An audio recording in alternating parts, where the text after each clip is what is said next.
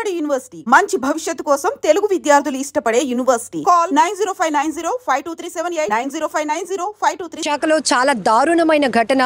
నిండు గర్భిణి అయిన తన భార్యను హత్య చేశాడు భర్త అనే కన్నా ఇలాంటి కిరాతకుల్ని ఏం చేయాలో కూడా తెలియదు.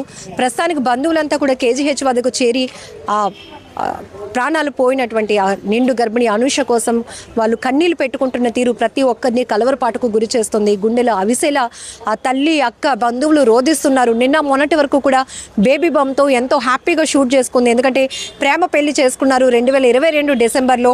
ఆ తర్వాత ఇప్పుడు ఆ అమ్మాయి ప్రెగ్నెంట్. ఈరోజు డెలివరీ డేట్ కూడా ఇవ్వడం జరిగింది హాస్పిటల్లో ఉన్నటువంటి డాక్టర్స్.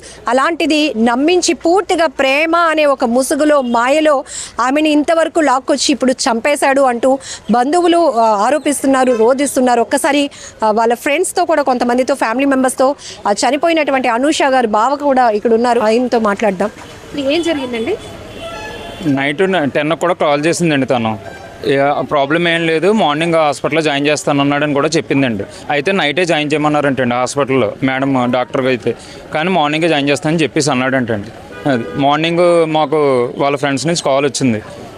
వెంటనే పోలీసులను గట్టిగా నిర్బంధిస్తే అప్పుడు ఒప్పుకున్నాడంటండి. ఏదేమైనా కానీ సొసైటీ సపోర్ట్ అయితే కావాలండి. తనే అదే చున్నీతో ఊరేసేసి చంపేశానని చెప్పి ఒప్పుకున్నాడు అంటే తెలియదండి. అది అతనే చెప్పాలండి. ఖచ్చితంగా అతనితో చెప్పించాలండి. ఇది ఇప్పుడు లవ్ మ్యారేజ్ అంటున్నారు.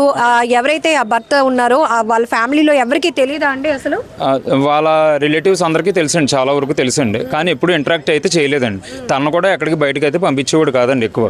అది ఇద్దరు పర్సనల్గానే ఉండేవారు. 2022 మ్యారేజ్ అయిన దగ్గర నుంచి కూడా ఒకవేళ వచ్చినా 2-3 అవర్స్కి మించి బయటకు అయితే వచ్చేది కాదండి.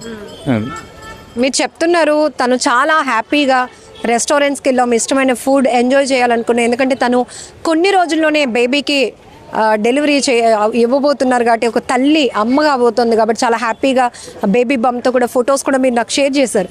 ఏంటి ఇంత దారుణం అసలు? యాక్చువల్లీ నైట్ డాక్టర్ చెప్పారంట జాయిన్ అయిపోండి అని చెప్పారంట. సో మేము నైట్ వీడియో కాల్ మాట్లాడాం, అప్ టు 11:30 వరకు మాట్లాడాం. సో ఏం చెప్పారంటే లేదు గని చెప్పాడు, మార్నింగ్ వెళ్దాము, ఇప్పుడు ఎందుకులే డెలివరీయే కదా చూసుకుందాం అని చెప్పాడు. సో మార్నింగ్ మాకు కాల్ చేసేటప్పటికి అన్కాన్షియస్ అయిపోయింది, పడిపోయింది అని చెప్పాడు. ఎన్ని గంటలప్పుడు? 7:30 ఆ రేంజ్లో మాకు ఫ్రెండ్స్ దగ్గర నుంచి కాల్స్ వచ్చాయి. సో అన్కాన్షియస్ అయిందంటే మేము హాస్పిటల్కి వెళ్ళాం. వెళ్ళేటప్పటికే లైక్ పల్స్ ఉంది, డాక్టర్ చూస్తున్నారు అని చెప్పారు.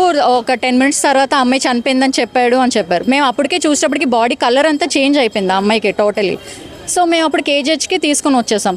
వచ్చిన తర్వాత అప్పుడు ఈ డాక్టర్స్ మాట్లాడారు, పోలీసు వాళ్ళు మాట్లాడాక సో తను అప్పుడు ఒప్పుకున్నాడు. అబ్జర్వ్ చేసాం, బాడీ కలర్ అంతా చేంజ్ అయిపోయింది. అండ్ ఆ అబ్బాయికి కూడా మొత్తం అన్ని స్క్రాచెస్ ఉన్నాయి, లైక్ నెయిల్ మార్క్స్ హ్యాండ్స్ మీద దీని మీద మొత్తం ఉన్నాయి. సో అయితే ఏదో చిన్న ఆర్గ్యుమెంట్ ఏదో అయి ఉంటుంది అని అనుకున్నాం, కానీ మరి ఇంతలా దారుణంగా చంపేస్తారని మేము ఎక్స్పెక్ట్ చేయలేదు. అసలు ఒక మనిషి మరొక మనిషిని హింసించడమే చాలా ఘోరం. అంటే నిండు గర్భిణి, అది కూడా అతనికి చాలా రెస్పాన్సిబిలిటీ ఉంది, భార్య బిడ్డ. ఎందుకు అసలు ఇంత కఠినమైనటువంటి నిర్ణయాలు వెళ్ళి? అండ్ వాళ్ళు కూడా హ్యాపీ కపుల్స్, మేము కూడా డిసైడ్ చేయలేకపోయాం ఏంటి రీజన్ అని చెప్పేసి. అండ్ తను కూడా చాలా స్ట్రాంగ్, ఏదైనా ఉంటే తను ఫేస్ చేస్తుంది తప్ప. ఎంతవరకు చదువుకున్నారు అనూష? తను హోటల్ మేనేజ్మెంట్ చేసింది. వీళ్ళిద్దరికి ఎలా అండి పరిచయం? వాళ్ళు కాలేజ్ రిలేటెడ్గా ఎక్కడో ఫ్రెండ్స్. సో మేము తర్వాత ఫ్రెండ్స్ అండ్ వాళ్ళు కాలేజ్ ఫ్రెండ్స్. వాళ్ళకి కొంచెం వాళ్ళ ఇంట్రొడక్షన్ అది వాళ్ళకి తెలుసు. మ్యారేజ్కి వెళ్ళారా మీరు?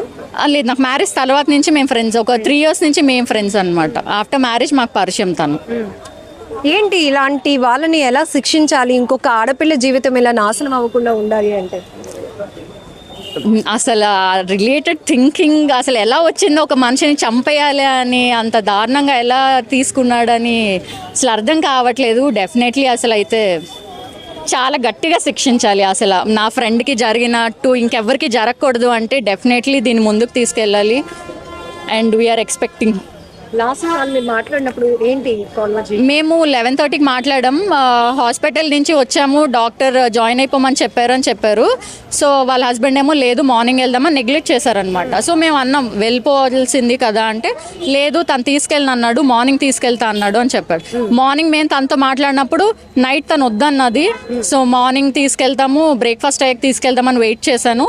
మార్నింగ్ బ్రేక్ఫాస్ట్కి తను లేపినప్పుడు తను లెగలేదు, అన్కాన్షియస్ అయింది. వాటర్ వేస్తే వాటర్ బయటకు వచ్చేస్తుంది. సో అందుకు నేను అందరికీ కాల్ చేశాను భయపడి అని చెప్పాడు. ఇక్కడికి వచ్చాక పోలీసుల దగ్గర ఒప్పుకున్నాడు దట్ నేనే నైట్ 2 తర్వాత ఆర్గ్యుమెంట్ అయింది, చున్నీతో ఇలా చేసి చంపేశానని నైట్ చెప్పాడు. అమ్మాయిగా చెప్పండి, పెళ్ళి అంటే ప్రతి అమ్మాయికి ఒక ఎక్స్పెక్టేషన్స్ ఉంటాయి. అమ్మా నాన్న మనకి ఎంత కేర్గా ఎంత ప్రేమగా చూసుకుంటారో మనం అత్త వాళ్ళ ఇంటికి వెళ్ళినప్పుడు కూడా అవే ఎక్స్పెక్ట్ చేస్తాం సేమ్. ఒకవేళ అలాంటి ప్రేమతో చూసుకున్న అత్త అయితే అమ్మాని పిలవాలనిపిస్తుంది. ఇంకా అలాంటి భర్త దొరికితే గాడ్ గిఫ్ట్ అనుకుంటాం. అలాంటిది మీరు చెప్తున్నారు ఇద్దరిని మేము ఆఫ్టర్ మ్యారేజ్ తర్వాత చూసినప్పుడు అసలు ఇలాంటి డెసిషన్ ఇలాంటిది ఈయన చేసాడా అని షాక్ అవుతున్నాను అని తెలిసిన తర్వాత మీకు ఏమనిపించింది? అసలు మేము కనీసం ఎక్స్పెక్ట్ కూడా చేయలేదు. అంటే చూడడానికి చాలా హ్యాపీ కపుల్గా ఉండేవారు.